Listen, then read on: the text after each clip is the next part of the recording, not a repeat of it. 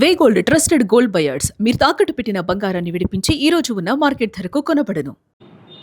వీళ్ళకిచ్చిన పనులే ఇప్పుడు వీళ్ళు మీరు చెప్పిన నిర్దేశించి మూడో వంతు పనులు అయితే ఎప్పుడవుతుంది ఇక రాజధాని? అసలు ఎందుకు వాస్తవం అసెంబ్లీ క్వార్టర్సు జడ్జి క్వార్టర్సు 2007-8లోనే ప్రారంభించారు. 2017లోనే ప్రారంభించారు మీ ప్రభుత్వంలో. 30% పనులు మిగిలి ఉన్నాయి, 70% అయిపోయిందని ప్రకటించారు. ఇంతవరకు అవి అలాట్ చేయలేదు. 2.5 సంవత్సరాలు అయిపోయింది మీకు. ఇంతవరకు ఆ పనులు పూర్తి చేసి ఇంతవరకు ప్లాట్లు కానీ జడ్జి క్వార్టర్స్ కానీ ఇంతవరకు అలాట్ చేయలేదు. 30% పనులు పూర్తి చేయడానికే మీకు 2 సంవత్సరాల కాలం పడితే ఏది ఆ బ్యాలెన్స్ క్వార్టర్స్ తాలూకా, ఇక అసలు సెక్రటేరియట్, మెయిన్ బిల్డింగు, తర్వాత హైకోర్టు, అసెంబ్లీ, ఇవన్నీ ఎప్పుడు పూర్తి చేస్తారు? ఇవాళ ఇది పరిస్థితి. ఇవాళ చూడండి, జరిగిన దానికన్నా అధికంగా చూపుతున్న కాంట్రాక్ట్ సంస్థలు అవే కాకి లెక్కలతో సామాజిక మాధ్యమాల్లో ప్రచారం, సోషల్ మీడియాలో ప్రచారం. ఇటీవల సీఎం సమీక్షలో వెలుగు చూసిన అసలు లెక్కలు చూడండి. వాళ్లే రాశారు, వెంటాడుతున్న వర్షాల భయం, రాజధాని నిర్మాణ ప్రక్రియను వర్షాలు తీవ్రంగా ఆటంకం కలిగిస్తున్నాయి. కిందటేడాది మేల్లోనే మొదలైన వర్షాల కారణంగా చాలా వరకు పనులు జరగలేదు. పనులు జరిగే కాలం కేవలం నవంబర్ నుంచి పనులు చేసుకునే అవకాశం వచ్చినా ఆ పనులు పూర్తి చేయలేకపోయారు. ఒక 6 నెలలు పనులు ఎలాగో జరగవు.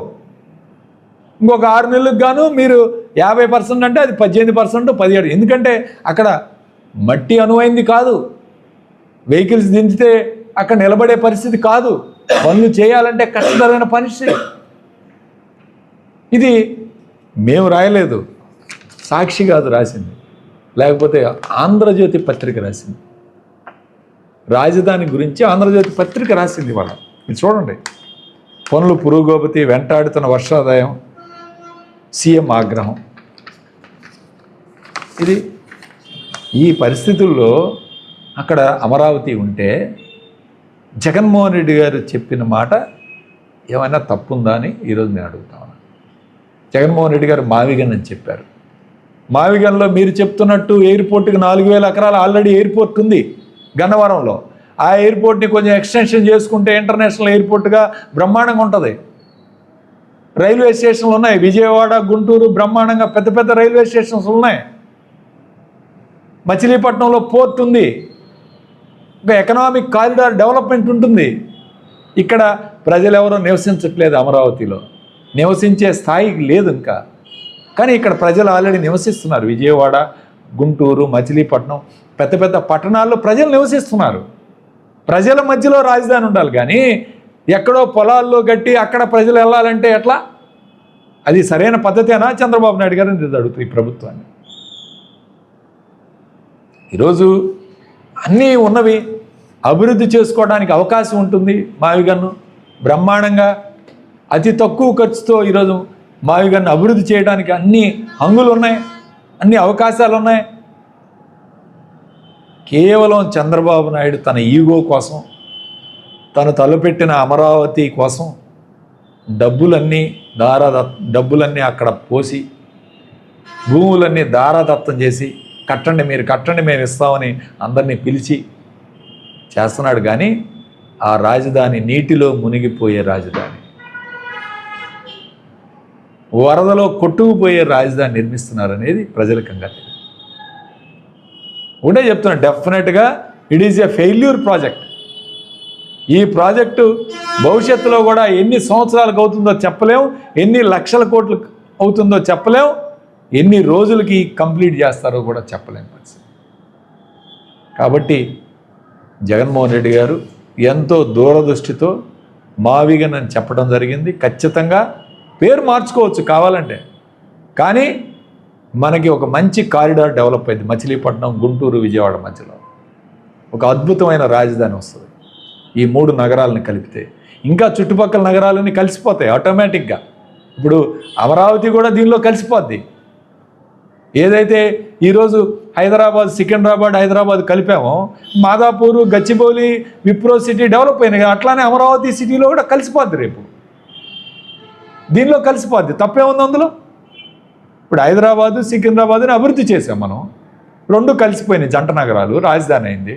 ఇప్పుడు మాదాపూర్ గచ్చిబౌలి విప్రో సిటీ హైదరాబాద్ ఎలా అయింది? పెద్ద పెద్ద నగరాల్లాగా ఇప్పుడు అవి కూడా విస్తరించాయి. రేపు కూడా అమరావతి దీనిలో జాయిన్ అయ్యి కలిపేసుకుంటే కలిసిపోద్ది మొత్తం అంతా కూడా. కట్టిన వరకు నిర్మాణాలను ఉపయోగించుకునే కార్యక్రమం చేస్తారు, తప్పేముంది దాంట్లో?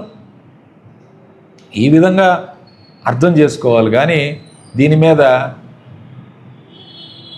పుల్లారావు ఓ మాట మాట్లాడతాడు, ఆంజనేయులు జీవి ఆంజనేయులు ఏదో జగన్ ఆ విధంగా మాట్లాడాడు, ఈ విధమైన మనిషి ఆ మాట్లాడితే జగన్మోహన్ రెడ్డి గారిని వ్యక్తిగతంగా తిట్టడం తప్పితే మీరేమైనా చేస్తున్నారా?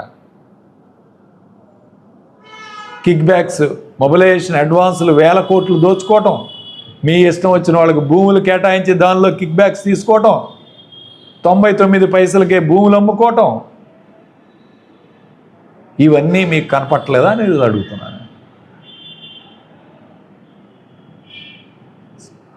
మేము ఒకటే చెప్తున్నాం, అక్కడ భూములు ఇచ్చిన రైతులకు కూడా న్యాయం చేసే కార్యక్రమం చేస్తాం, అది కూడా చేసే కార్యక్రమం చేద్దాం.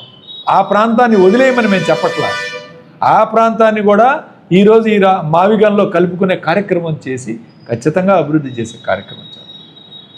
కానీ ఇన్ని 1000 కోట్లు ఇన్ని లక్షల కోట్లు ఖర్చు కాకుండా ఒక మైదాన ప్రాంతంలో ఒక ఎత్తైన ప్రాంతంలో నీటిలో మునిగిపోకుండా ఉండే రాజధాని మావిగన్. ఖచ్చితంగా ప్రజలు ఇంకా బాగా ఈ 2-3 సంవత్సరాల్లో ప్రజలకు ఇంకా బాగా అర్థమైంది. జగన్మోహన్ రెడ్డి గారు ఎంతో దూరదృష్టితో చెప్పాడు ఈ మాట. ఖచ్చితంగా ప్రజలకు ఇంకా బాగా అర్థమయ్యే కార్యక్రమం ఉంటుంది. పోను చంద్రబాబు నాయుడు కూడా అర్థమైంది. చంద్రబాబు